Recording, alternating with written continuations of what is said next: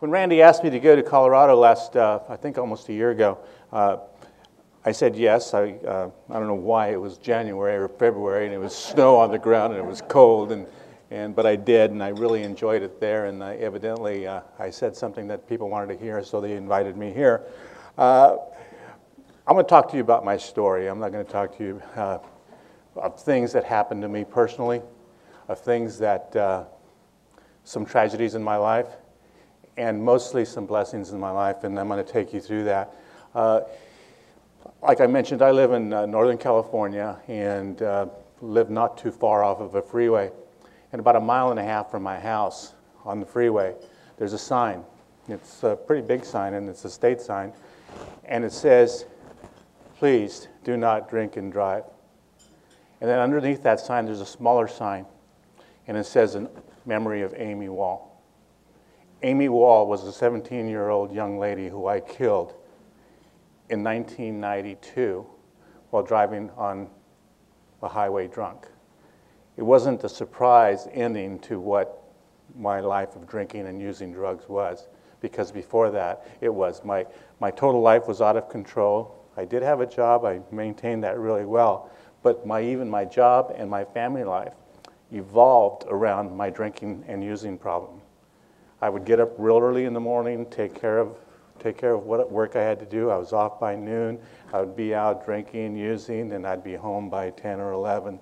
Well, not 10 or 11, but 5 or so in the afternoon, usually.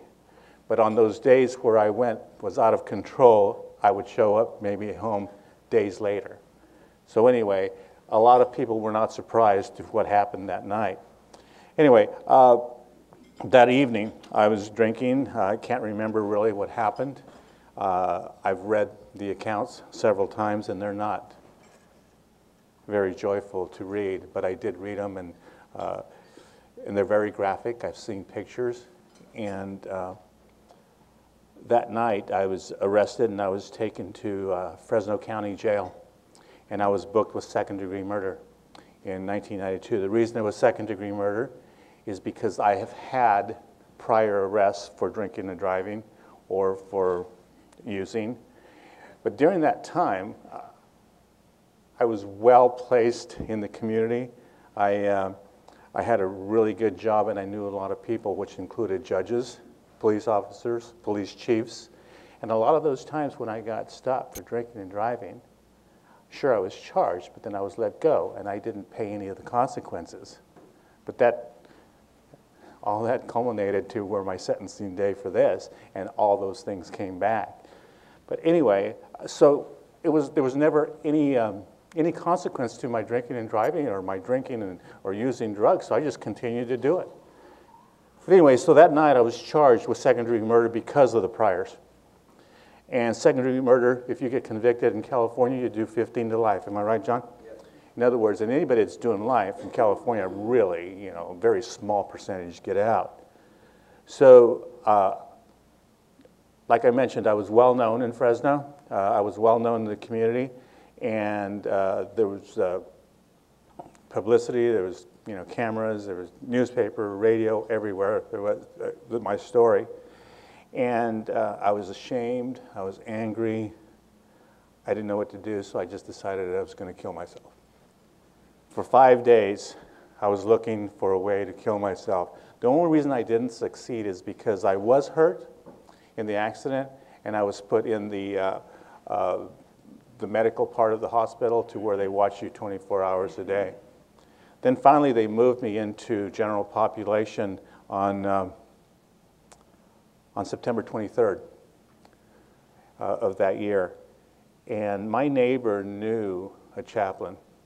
And he had called the chaplain and asked if he would come and see me.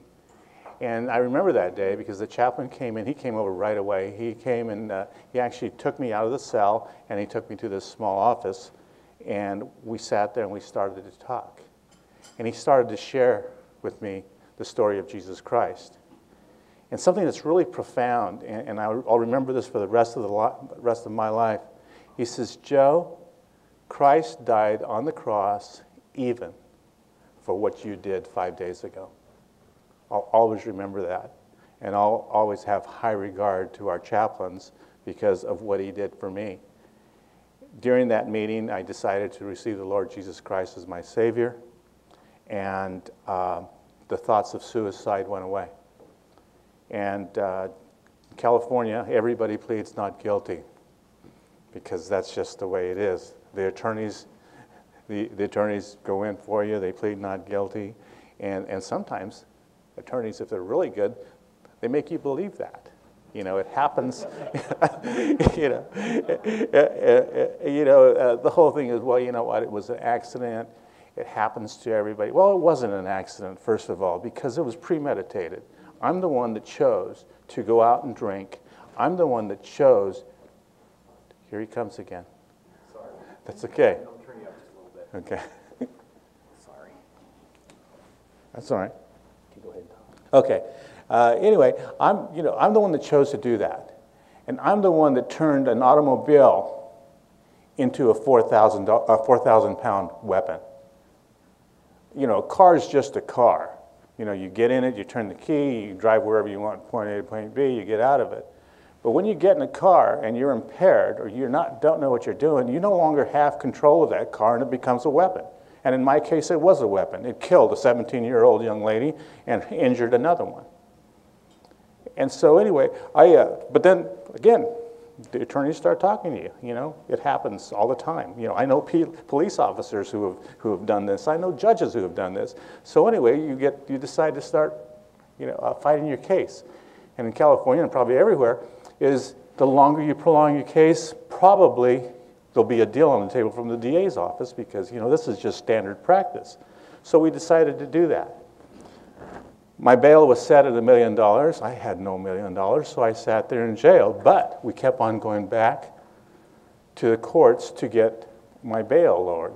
Finally, I went back and got my bail lowered to $50,000. I bailed out with one stipulation. The judge said, I will let you bail out if you go into a recovery home. I said, sure. I got out that day. I went home, and we started looking for a recovery or rehabilitation center. And me, with that stinking thinking still going on, is, well, you know what? I want a 28-day program. I don't want a 6-month. I don't want to, I want to get 28 days. I want to get well, and I'm done. Well, there wasn't a bed in the place. There wasn't a bed in the community. The only alternative was to go down to the Salvation Army and plead to get a bed. Because if I did not get a bed, I was going to go back to jail. So I went down to the Salvation Army, and there's a long line, and they have one bed. And I'll always remember this. This is, and it was the day before Thanksgiving, 1992. And I finally got to see the intake manager, and he sat there, and we talked for a long time, and I got some help, to see him anyway. And Cale is his name, Cale Lovelace. He says, Joe, I have one bed. If you want it, I'll give it to you.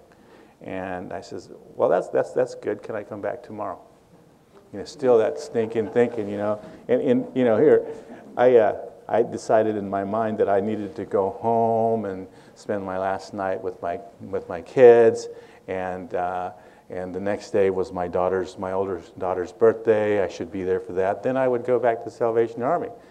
And then K.O. said another profound thing. He says, Joe, to what limit are you willing to go to get sober?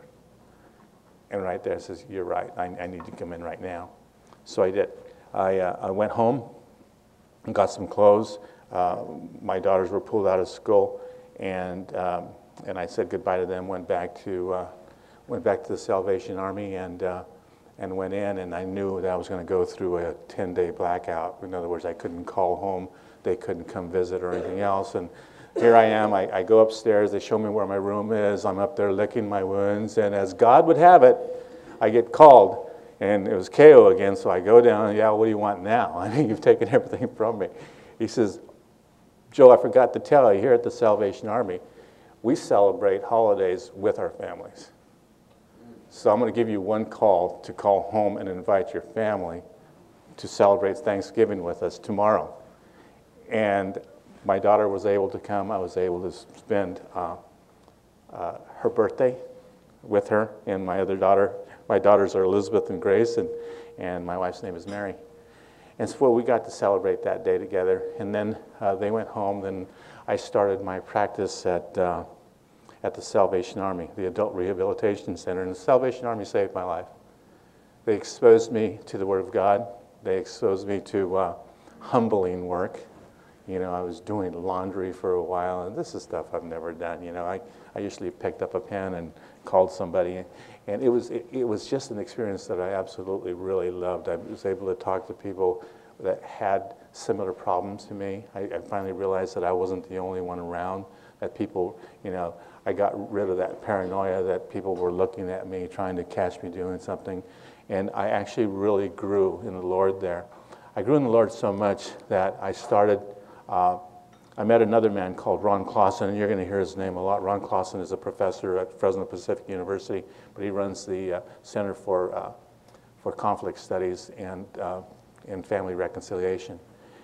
Anyway, I met him, and he came and he started talking to me about the victim offender reconciliation process, and that was another big dream, you know, that was in my mind, you know, because being familiar with 2 Corinthians and the miracle of reconciliation, I started to learn about it.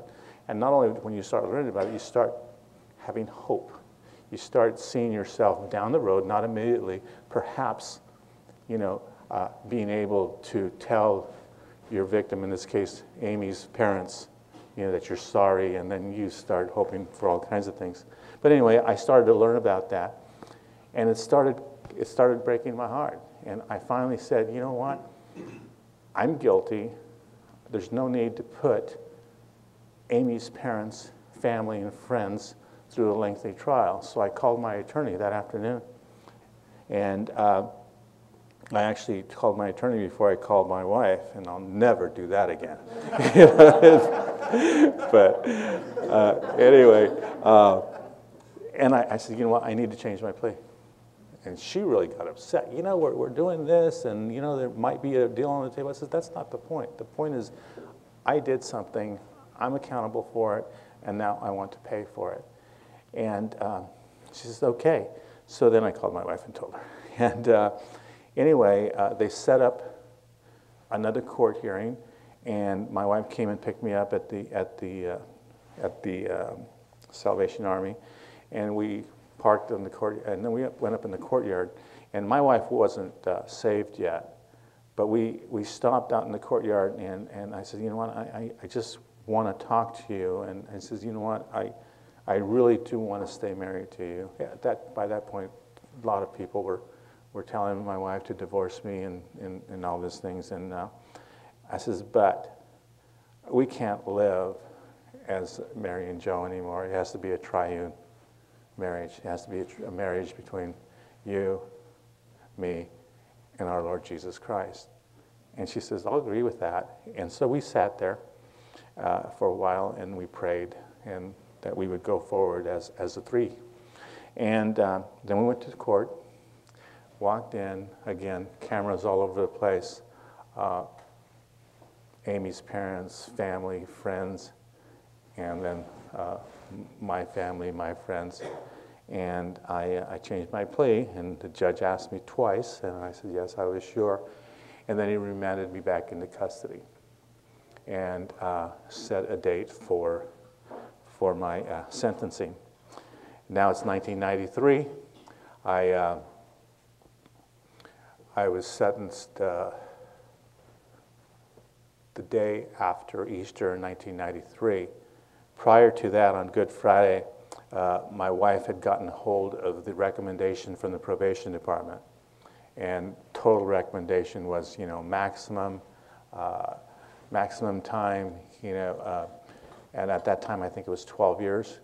And my wife here, she's downtown, distraught, reading this big report, and she didn't know what to do, but there was a phone there, so what she did is she went to the phone and she called the Salvation Army. By that time, I was back in jail, and here she talked to KO, and KO said, well, you need to come over here right away. So she goes over to the Salvation Army, and she meets with KO and the director, Peter Kemp, and they talked to her for a while, and she finally realized that void in her life was Jesus Christ. And at that day, they led Mary to the Lord. And, she said that day was a typical Good Friday. It was cloudy like this. And she went in at noon, and about a couple hours later, she went out, and the sun was shining, and she could make it now. She knew she could. And I actually visited me that night, and it was a completely different lady, And so anyway, the following Monday was my sentencing. And what was really evident in that room is that it's totally packed. It's totally packed. Every television station's there, radio, and Amy's friends, Amy's family, my friends, my family, and in the courtroom, on one side was Amy's friends, Amy's family. On the other side were my friends, my family, and I realized what I had done.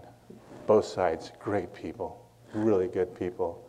But me, through my actions, they wouldn't talk to each other. I had driven a wedge between these people. There were sides. And I said, you know what? I'll always remember that. This is why. Because of me, I had alienated these people. They didn't know each other, but, they were civil, but still they wouldn't talk to each other. And I'll always remember that. On Amy's side, they had buttons with Amy's picture and some keychains and stuff. The judge stopped the court proceedings and asked everybody to take them off. And of course, you do something like that, then everybody remembers that negative part of the sentence. And then Amy's family had a chance to talk. And then some of my friends had a chance to talk. There were probably over 100 letters from Amy's parents, kids at school, to the judge. And there was the same amount of letters from my friends and family and people asking the judge for mercy.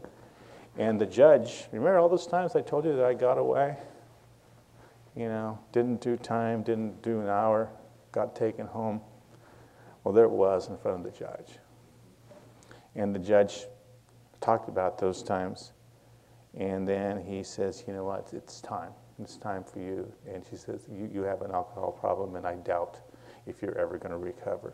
So he sentenced me to the maximum he could sentence me, which was 12 years in California State Prison. And after that, he dismissed court. And in Fresno County, there's a courthouse. And then, if you were up on the surface, the jail is probably a quarter mile away or even more from the courthouse. But underneath, there's a big, long, lit tunnel. And it's very sterile. And you walk that tunnel by yourself because they have cameras, there's nowhere you can go. A few years ago, I was in Italy, and I went to Venice and visited the Doge's Palace. And the tour guide was always talking about the Bridge of Sighs. The Bridge of Sighs. I heard this. I said, I've been all over Venice. I haven't seen a very big bridge, But later on, when we got in the tour, they showed us the courtroom. And right outside the courtroom, across this river, is the prison. And what it is, it's a small bridge that crosses this river. Well, the Bridge of Sighs was S-I-G-H-S, the Bridge of Sighs. And this is the bridge where they walked alone. And when they would be sentenced by the judge, and they would have that time on that bridge to contemplate the life ahead of them. And that's what's my Bridge of Sighs, that long tunnel. And I'm walking that tunnel, and I'm looking at 12 years. And I'm thinking, what's going to happen in 12 years? But now, you know what? I had Christ on my side. I knew I made a lot of decisions in that tunnel, and I pretty much followed through on all of them. One of the decisions is like, I didn't know what jail and prison was. You see it on television. You see somebody, playing dominoes, playing cards, and all this stuff. Well, that's my first decision. I'm not going to do that crap. I'm going to do something else. And I still, probably because I didn't want to lose. I have an ego too. So I decided I wasn't going to do that. I decided that I was going to study. I decided that I was going to write. And I decided that I was just going to change my life. And I followed through all that. I was talking to Randy earlier, and I told him that, everybody tells you when you're in a situation like this, write a journal, Sure, you got the time, might as well. and I didn't write a journal, but what I did is I decided that I would write my kids and my wife every day. And perhaps, send them 5 letters in one envelope and send them to them, and that would be my journal. And then my wife would keep this in chronological order, and I still have that. In fact, I opened one of our closets, and I opened it up, and there's like, I don't know, 4 foot of journal, or maybe even more, thousands of pages. But that's what I did. I wrote all the time. I studied. I sought some colleges out. I begged them for tuition-free studies, and a lot of them did. Bethany Bible College out of Alabama, I got a degree there. Patton Bible College out of Oakland, I got a degree there. And ironically, my first job in the prison was in the dental lab at CMC Prison in San Luis Obispo. And that's where I learned that a mouth is supposed to have 32 teeth. Believe me, there is not a full set of teeth in the prison system anywhere. Am I right? and so anyway, but I started learning how to do dental work, impressions and partials, and then full dentures, actually. I feel sorry for them people. But anyway, everybody has a hustle in prison. Everybody has to make a little bit more money. So, and I still had that larceny in my soul, I guess. But people come to you out in the yard. They want you, they know it's going to take a while to go to the dentist, but they have a busted partial. I said, oh, okay, I'll do that. Give me 5 soups, and I'll fix your teeth. So I take it in there, and everybody knew it. And people had glasses, reading glasses. That became my mission in prison, because when you just can't go fix your glasses, and you can't see without your glasses, a lot of them break. They're all plastic. Man, the dental lab is the best place to fix glasses. You can reinforce them with wire. You can, you put the plastic. You can even mold a ridge or whatever. You can do that. So that became my mission in there. I started fixing glasses for people, and I was pretty well known for that. And then they decided to close the dental lab, and so I had to find another job. But by that time, I had a really good reputation in the hospital that I got the #1 job in the whole prison system, which was procurement for the hospital. And with procurement, I got to buy everything that the hospital needed. And we were talking earlier, that's a lot of money. But anyway, it was a high trust. It was a high trust position because there's hypodermic needles. I mean, you can make a mint with a hypodermic needle, and that never even bothered me. And ironically, I was never asked in the whole prison because they knew what my walk was. And I was never asked to do that. The benefit of working for procurement is you have the run of the hospital. And another benefit is, CMC, like a lot of prisons in California, are very overcrowded, so they took a cell that was designed for 1 person and made it into a cell that's for 2. They would take a bunk that kind of swings down at night, and you're like this far away from your cellie, and you sleep in it, and then you put it back up during the day. But because I worked for procurement, I had to change oxygen tanks in the hospital at all times of the day and night. So that was enough criteria for me to get a single cell. And also, I found another mission. I had the run of the hospital. So there was a ward where it was the hospice center. And I got to go to hospice anytime I wanted, day or night. They would even call me in the middle of the night because somebody was dying. And I got to go up there, I got to minister to them, and I got to lead a lot of them to the Lord. And one of the rewards for being able to do anything in the hospital is you get to eat in the diet kitchen, which is, in a hospital, a diet kitchen, that's fresh vegetables, spices, everything. I got to make my own meals, so I did that for several years. But I just thought that was just a reward because of,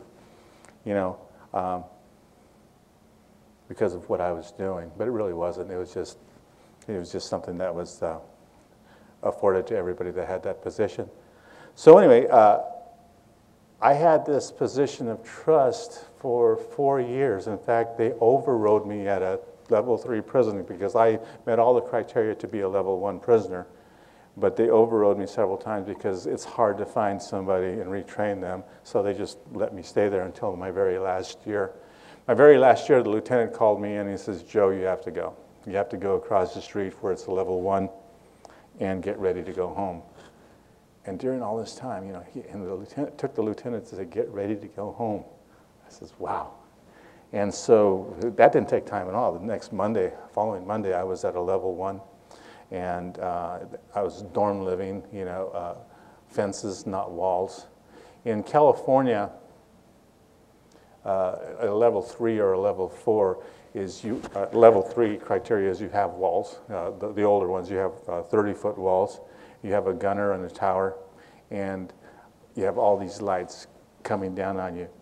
I spent 5.5 years almost in this prison. At evening comes, the lights come on.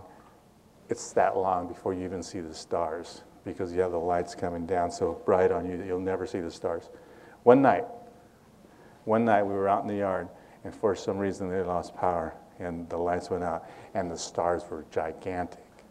It was only for a couple minutes, but I'll always remember that one night. So then there I was for 5.5 years or so, and then the next week I'm here at the level 1, and not only in the prison level 1, but they give me a work assignment over at St. Louis Army Depot. And like the next morning, they drop me off to scrape paint off of this building, and there's nobody around. There's a stream going through there. There's no armed guard, nothing. And here I was under a gun, and then a couple days later doing nothing. I'm just right there. I could actually walk home if I wanted to. Well, they'd probably catch me. But anyway, so then eventually at the level 1, through all this time I was very involved with the chapel. I taught some classes there. We had a group called Yoke Fellows, which is a peer counseling group. And when I was there, I became the director of that. And when I left, we had 16 peer counseling groups going on every week of 12 men apiece. And they would tackle issues like addiction. Some of them had sexual problems, some of them with other problems. But anyway, we had all these groups, and all these groups were meeting, dealing with their problems. And and so I was able to help facilitate that and make it bigger. I was in a CMC School of the Bible. There's a Bible school at CMC that is taught by prisoners who have PhDs, who are lifers, and who pays for that? The state doesn't, the church doesn't, the prisoners pay for it, they tithe. When you're in the chapel at CMC and you get it, you start supporting the programs that you're in. The average wage for a working person in the prison system is probably around $15 a month, maybe. And here, they're tithing 10%. That's $1.50, or a little bit more. They're tithing to the church every month. And that's what makes CMC School of the Bible. They're able to buy their texts. They're able to buy whatever they need to move this forward. And every week, 2 nights out of the week or 3 nights out of the week, they're teaching. They're teaching hermeneutic. They're teaching systematic theology. They're talking the surveys. They're teaching the books of the Gospels. I mean, this is a first-class Bible school, all by prisoners. The state did not pay a penny for that. So anyway, I went over to level 1, and we started doing that as well there. And then I landed another good job. I let it out that I actually worked for the Department of Forestry when I was in college. And the chief found out, and he immediately picked me up, and I was his clerk.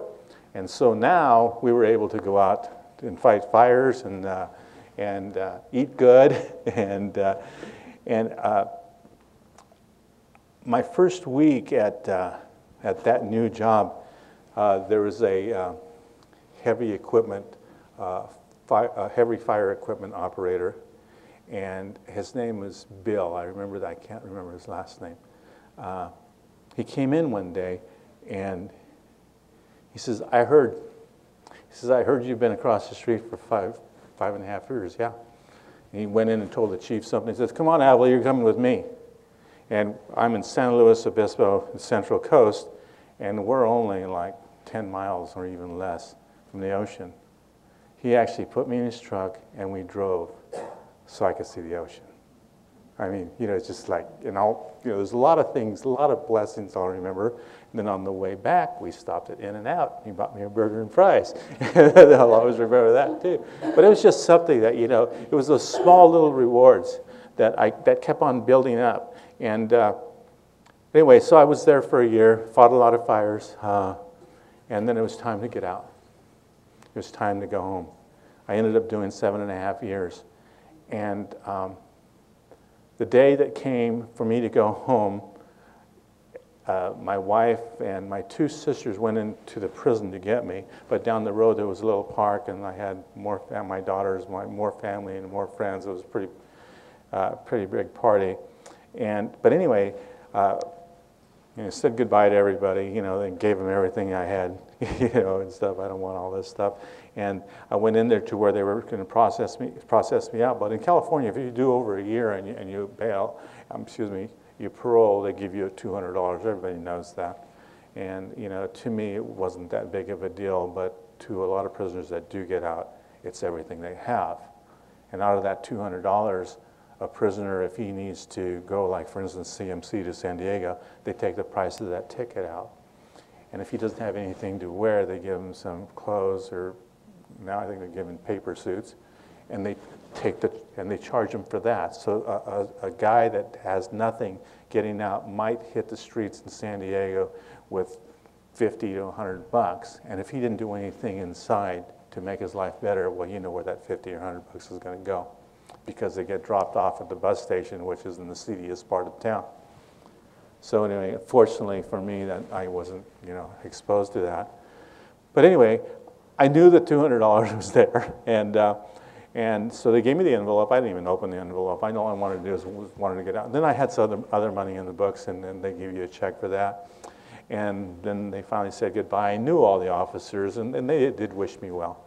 And so the first thing I got into the van, my sister's van, and the first thing I did is I opened up the envelope where the money was. I didn't trust them that much, and where the money was. And I looked at the money, and the first thing that came out of my mouth is they gave me play money. And the reason, let me explain that. I went in 1992. I got out in 1999. The money had changed completely. The heads were bigger, they were over to the sides. And I really believed they gave me play money, But that was just a preview. That was just a preview of what was going to happen in the days and weeks to come. But anyway, so we went down the road, went to this little park, and my kids were there, and all my friends and stuff, and we just had a good time. And I had some other clothes. I went into the bathroom and changed, came out, and then we decided to go over to the coast and have some food, and that was the end of the $200. And anyway, because I decided, they've been doing so much for me while I was in that, I paid for that. And some of the things that I needed to adjust to is my home was about 150 miles away. So, and there were some hills. I've never been car sick in my life. I got car sick on the way home. A lot of things that I had to adjust to. I got home that evening, and this one's hard. My daughters had brought their friends over that evening to meet their dad. Fresh out of prison, they all knew, but they were really proud of their dad. And they brought him over that night to meet me. And I'll always remember that. The next day, early in the morning, I was like, I got up, and the gentleman that had my position in Fresno, my position, is I'm the executive director for Prison Fellowship for Northern California, Nevada, and Hawaii. But anyway, he had, his area was like not that big of a geographic area. I think it was like Central California area. And the next day I had an appointment with him. I had befriended him through mail. He had come visiting me, and he decided that he was going to put me to work right away. He gave me 15 hours a day at, I don't know, $6 an hour, but it was an entry-level job. So I went and met him and had breakfast with him, and we talked, and he handed me this thing. And it was a Acer laptop. And he says, take this home and learn it. You're going to need it. I said, okay, yeah, sure, why not? And I did. I took it home, and I was amazed, and I just learned it really well. I learned Excel spreadsheets, and at that time, Excel nobody liked, and I thought it was a lot of fun. It was just like putting a puzzle together. And then I started learning Access, I started learning Word, and I started learning all this stuff in the computer. I was just fascinated. So I started learning that, and with Prison Fellowship, you better learn it because they got all kinds of reports you have to fill out. And so anyway, he hired me because they were doing a kind of a Chuck Colson banquet, and I was coordinated it and everything else. And had it going pretty well, had it coordinated pretty well. We had a really good turnout. And 3 days before the event, when Chuck Colson was to come, I had a meeting with the director. His name was Austin Morgan. And my pastor and my friend went. And I went into Austin's office, which was a pretty small office, and he had a small desk. And Austin was a pretty big guy. And then we sat on this side. And Austin says, Joe, we've been waiting for you to come home. 2 days later, Austin died of a massive heart attack. And we went on with the Chuck Colson thing. We made it into a tribute for Austin.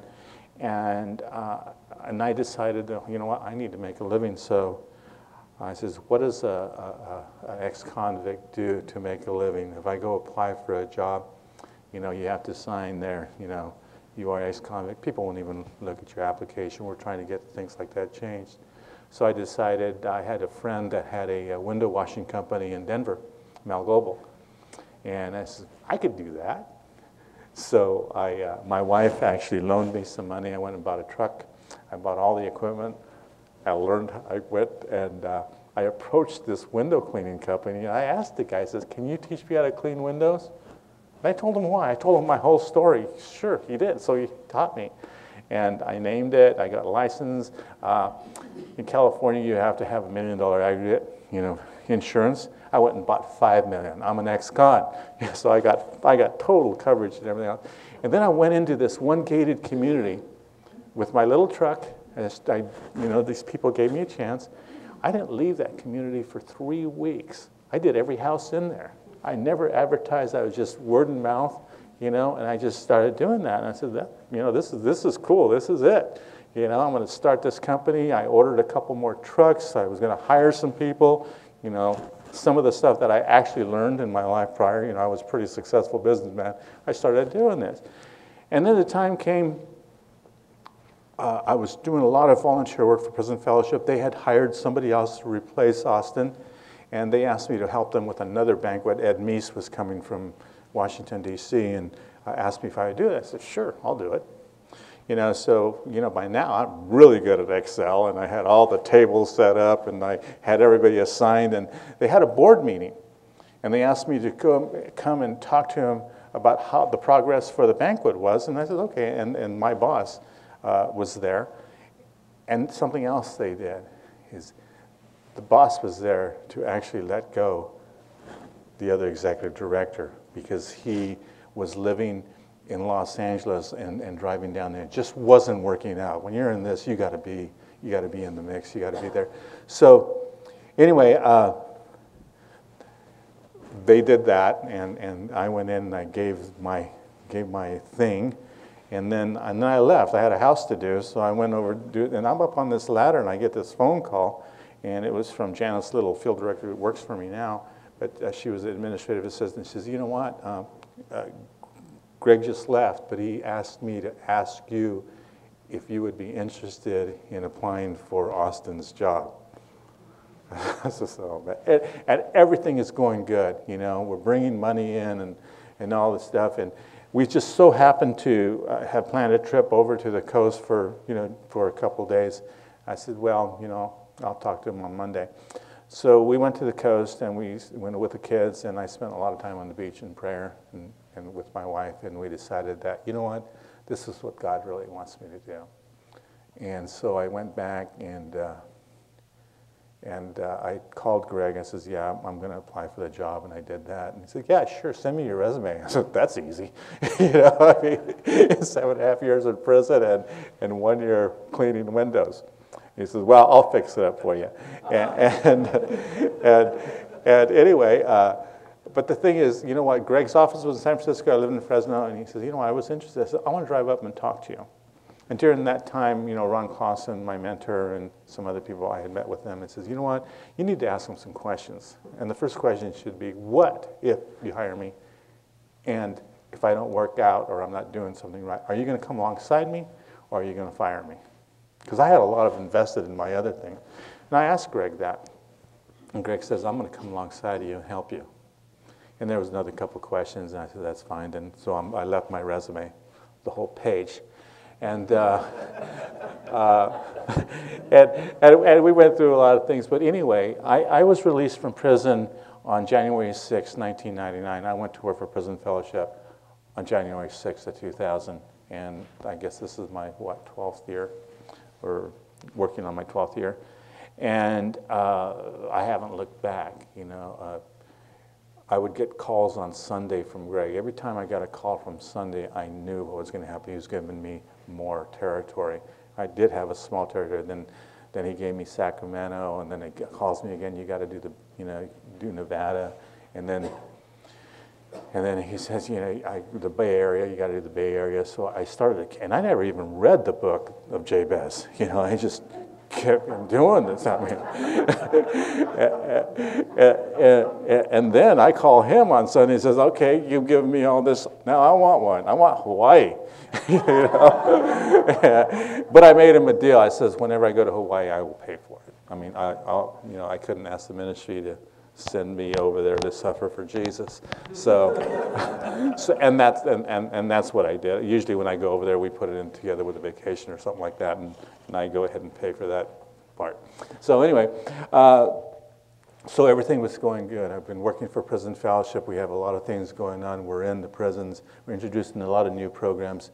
And then I get involved with the police department in Fresno, and Chief Dyer, he's a really good friend of mine, and he asked me if I would do a program with him called Scared Stiff. And what it was, we used to have it at the morgue. And we used to have first-time DUI offenders between the age of 18 and 24 come, and we would talk to them about drunk driving, things like that, because they had already been cited, and I would tell my story. And Chief says, we're going to be on radio to launch this program. Would you like to come on radio to launch the program? I said, sure. And at that time, it was a pretty big station. I think it's over 100 watts. And the interviewer on the phone, on the radio, says, when we come back from these messages, I'm going to have Joe Avila come on and tell his story.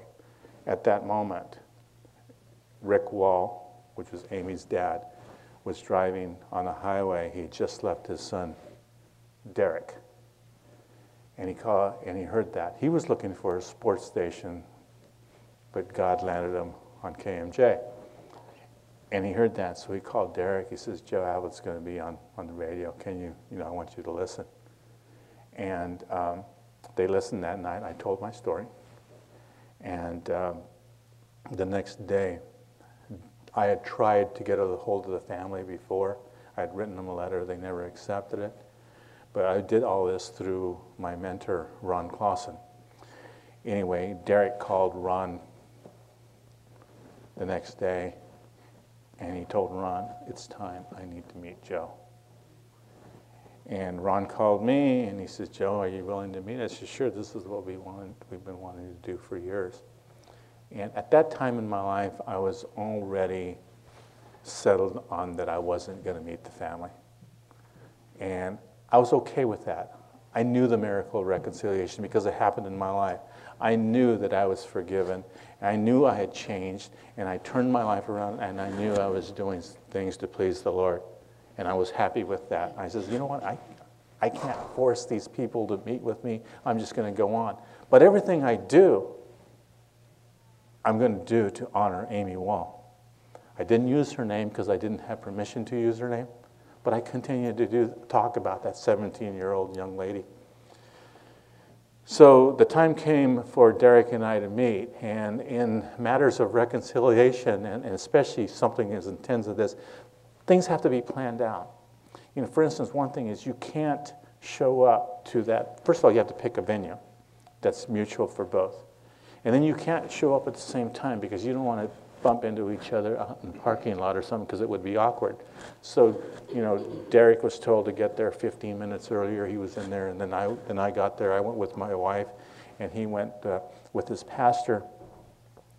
And then when we get there, we have formal introductions, and then some rules are laid out. One of the rules is either one of us feel that it's not going well, that we can call a timeout.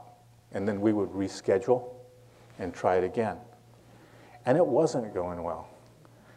Another rule was that I was to paraphrase everything that Derek talked about. So I really understood what he was saying. So I was doing that, and it wasn't flowing. Finally, Derek says, Ron, I just want to talk to Joe man to man. Ron said, if it's okay with Joe, then we'll do it.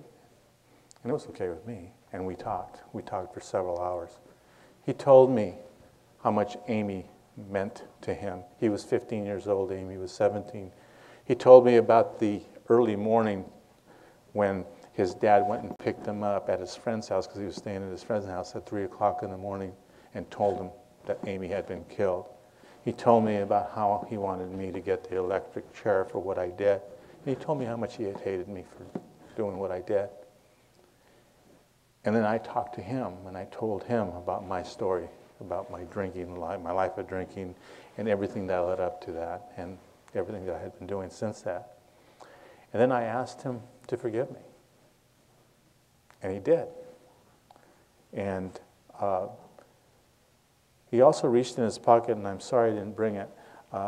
Remember when I talked about the courtroom, and they were having these buttons with a picture of Amy, and on there it says, somebody drank and drove. And Amy died. Well, he had a keychain with Amy's picture, and on it said the same thing. Somebody drank and drove, and Amy died. And he said, Joe, I felt so good about this meeting today that I took the picture out and I wrote something else on it. And it read, somebody drank and drove, Amy died, so others may live. And he says, Joe, from now on, this is our charge. We have reconciled. We have a story. And we will use this story to prevent others from drinking and driving. Since then, I've done several presentations with Derek, and Derek is working on his dissertation right now. In fact, I think he just finished his dissertation for his PhD, and the dissertation was on the Victim Offender Reconciliation Program. He has 2 children. They live in Missouri. I think that's how you say it. And then a couple of months later, I got a call from Ron Clausen again, and he says, Rick Wall wants to meet with you, and that was Amy's dad. Rick Wall and Linda Wall had been divorced for quite some time. In fact, they were planning on divorcing when the accident happened. And I met with him, and the same plans went through. I got there, and he walked in, and Rick's a pretty big man, and he walked in with a legal pad, and you can tell that the pages were all bent over. You know, there were several things that he wanted, and Ron said, well, you know, this is the way we're going to do it. Rick wants to talk, and Rick talked first, and Rick went through some of this stuff. He talked about the past, the present, and the future. And he says, Joe, part of the past is what I went through when Amy was killed. You know, he's saying about the present is how I go to the cemetery twice a year.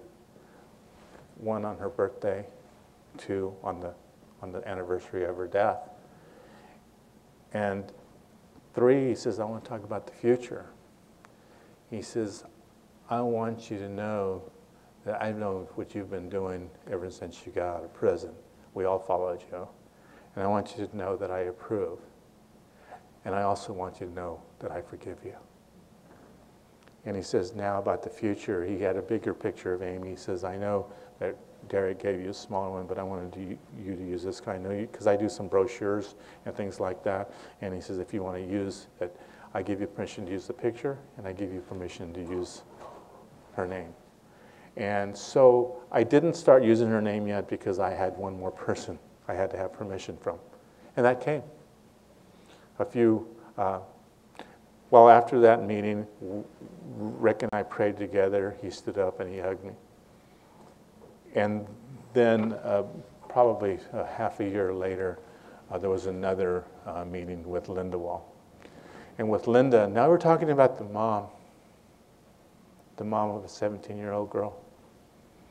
And Linda decided that she would agree to meet with me.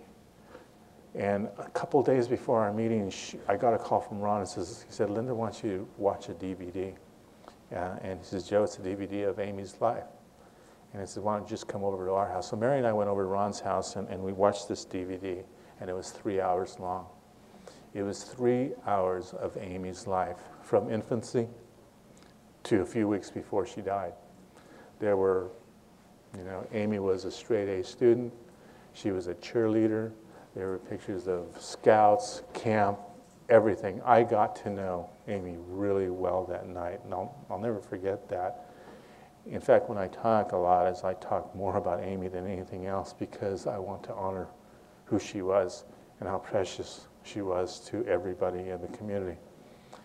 And so I watched the DVD, and then the next day we met and we reconciled. Or we are going through the process of reconciliation. She gave me permission to use Amy's picture and Amy's name, and I'm doing that now. And after that, we left, and a couple months later, there was a restorative justice conference in California, and I got a call, and I asked if I would speak there. I said, sure, I do it all the time. And he says, by the way, Derek's coming from Missouri, and we want you to present with Derek. And so I did. And it was the first time that we really were in front of a lot of people, hundreds of people. And I was so nervous that day. And I got there, and I happened to look down, and I had one black shoe and one brown shoe on. But anyway, and I told everybody too, anyway, we presented, and it was a very long presentation, and Derek would talk, then I would talk, and everything. And it had the Spirit of God there because it just flowed really well, and we felt that we told it very well. We told about Jesus Christ and His forgiving mercy and the grace that He extends everybody, and only if you're willing to accept that you can go on, And then after that, Derek and I actually, and my wife and his wife actually had lunch together, which was a table right to the left of the stage. So we went back down there. I had notes there and stuff, and Derek was there. And we just standing. Everybody's broken up, just kind of breaking up and leaving and talking and stuff. And out of the corner of my eye, I saw a gentleman coming, and big guy, had a red sweater on. And I knew it was Rick Wall, and he was coming towards the table. Well, I said, he's going to come over and talk to his son, And, but he came over, and he came directly to me, and he grabbed me, and he hugged me, and he said, I love you, Joe. I killed his daughter, but that's the power of Jesus Christ. Not what I did, but what God extends to us, just instantly, if you believe. And that's how our life is right now. I get emails from him. We're planning on having an afternoon lunch pretty soon, and that's just reconciliation and forgiveness is one thing. Is once you're willing to do that, all those offenses that have been in your life for years are dropped and forgotten like that. And the best example of that right now is Amy's dad, who was willing to say, you know what, it happened, but now we go forward and we make people better because of it, including ourselves. And that's why I do what I do now with Prison Fellowship. You know, I get asked to speak all over the country, and I always say yes, you know, and I love to tell this story. But most of all, I love to tell the story about what we extend beyond just us, but on who we represent with Prison Fellowship. You know, you heard yesterday, I believe, about transformational ministry and the investment that we go into the prisons and ask, enter covenants with prisoners. Say, you know what, if you're willing to do this, then we're willing to come alongside you to help you do this. You know, for instance, we just finished a class at Chowchilla State Prison for Women. And what we did in there is we went in there and we signed up 30 women to sign a covenant and say, you know what, I will do whatever you ask of me to do, curriculum-wise and lifestyle-wise, inside for 18 months. For 18 months. And I will do my best at 18 months. And we signed a covenant saying, you know what, if you do this, the day you leave, we will be at the gate to pick you up and walk with you another 18 months. We'll help you get a job. We'll help you train for a job. And this time a job, this time, you know, in society, it's really hard. But at least we help them.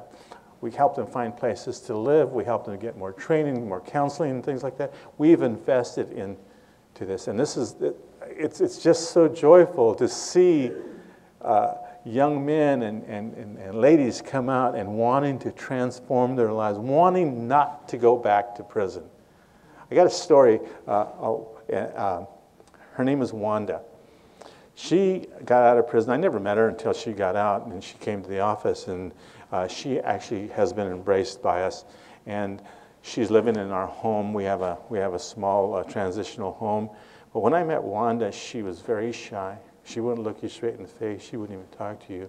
She had crack mouth. I guess that's what you call it. I mean, she had like total maybe 3 or 4 teeth in her whole mouth.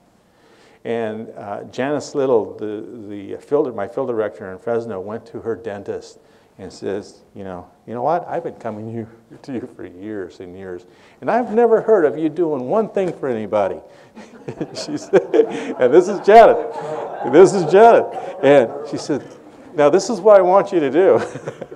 and she asked the dentist, you know, I have a girl that needs dental work really bad. Dentist did not hesitate. You bring her and have her come see me. Because the dentist knew what Janice did. You know, she's been going there for years. And so we took Wanda in, and the dentist did an amazing job. Called the lab. The lab did their work pro bono. And the next time I saw Wanda, her hair was made up. She's just a beautiful young lady, and she was presenting in front of 300 people, telling her story. She went through a placement agency to get a job, and the placement agency was trying to help her. They loved her so much, they actually let her do a stint of paid internship. And then after that, she was part-time, full-time, and then a couple of weeks ago, she's full-time for that placement agency. They love her there, you know, but that's it. And I want to thank you guys for doing that. I mean, and this is what we want to see. You know, a lot of times, I know what I'm doing today is a calling from God. And I know people like you and people, the church, are being called to do something. You know, a lot of people are called to, in fact, I've been on several missions abroad, and people like to do that. But I got a call one time and say, you know what, I really want to do something, but she says, I said, I don't want to travel. I don't want to get on a boat. I don't want to get on a plane. I says, come to our mission field. You know what? Let me tell you some of the similarities. And I sat there and I talked to her. And this isn't mine. I got it from a person who was a missionary. And then she decided to retire from that, came back, and now her mission was the prisons. And she says, you know what? Let me tell you the similarities between the mission abroad and the mission here. She says, first of all, is you getting called to go minister to the unchurched, whether it's a prisoner or somebody in Africa, New Zealand, or wherever. Second thing is you're dealing with a different culture. The prison culture is completely different than the culture out here. Third thing is a lot of times different languages. You know, in prison, there's the prison slang, there's Spanish, there's all kinds of nationalities in there, and you're dealing with them. You have to get a passport to go abroad. Boy, it's harder to get a passport to go into prison, I guarantee you. They have to clear you, there's a background check, you have to get a card, you have to get approved to go in there. Immunization, go across, right? If you want to go into prison, you got to make sure you have a TB test. You know, make sure you're all up in your inoculations. Travel. Centinela, Calpatria, Ironwood, that's Chuckawalla, that's not around the corner, and then all my prisons up north. So you usually have to travel out somewhere to do that. Not only that, you have to invest your time. You know, if you're going to go abroad and you're going to go on a mission trip for, 30 days, 2 weeks, well, you don't have to invest that much time, but you have to invest your time. I guarantee you, once you start going into prison and you get hooked, it just becomes part of your life. I mean, I know volunteers that do hundreds of hours a year because they're called to do that. You have to provide resources. Prison Fellowship, they provide a lot of resources, but, people that go in like to provide resources as well. It's all kinds of stuff, Bible studies, there's literature, there's studies that are written specifically for prisoners. Some of our Bible basic stuff, they're written at a 5th grade reading level. We don't advertise it, but we realize that you are dealing with a different culture and a different education pack, that we write stuff in there, and then, that way they could learn it. Not only that, you get to spread the love of Christ and the Word of God. And the rewards when you come out of prison. I have several teams that go in there, and right after they get out, they don't go straight home. They stop and have coffee, and they talk. And they talk about who they talked to, who they led to the Lord, who is doing well, everything. They just love doing it. The rewards are great. When Austin died, I had just gotten out of prison. The hall was filled. 25% of it was former prisoners who Austin had touched. And the song, I can't remember who sang that. He says, "Thank you for giving to the Lord." I was the one that was changed. That was sang. And on the screen was Austin ministering to all those people. It was a wonderful tribute to what Austin did. And especially now, you can go into the domestic mission field. I call it the domestic mission field, and you can invest as much time as you want. You could go in there for something like a Bible study, or maybe a seminar, every so often, a weekend seminar. Or you can get entrenched in a transformational ministry to where you can be a teacher and you can invest those 18 months, or 16 months or 1 year along with those prisoners. Or you can invest outside. Or in your case, you can invest what Gail, am I right? Gail invested. You can invest what the dentist in Fresno invested. Or you can talk to your friends to do the same thing. I know we mentioned a little bit about a partnership with Prison Fellowship and the Christian Dental Society, and I know a little bit about it, and I'm in. But I wanted to bring Randy up so we can talk a little bit more about it. I'm sure you got enough information on it yesterday, but I just wanted to make sure that there were no questions that were unanswered. And I also wanted to tell you from the bottom of my heart, thank you for the gentleman you guys helped here. Thank you for Wanda. And may there be many more, because that has totally made a difference in their lives. Thank you very much. God bless you. And you know what? Next time I'm going to do this, I'm never going to ask how much time I got.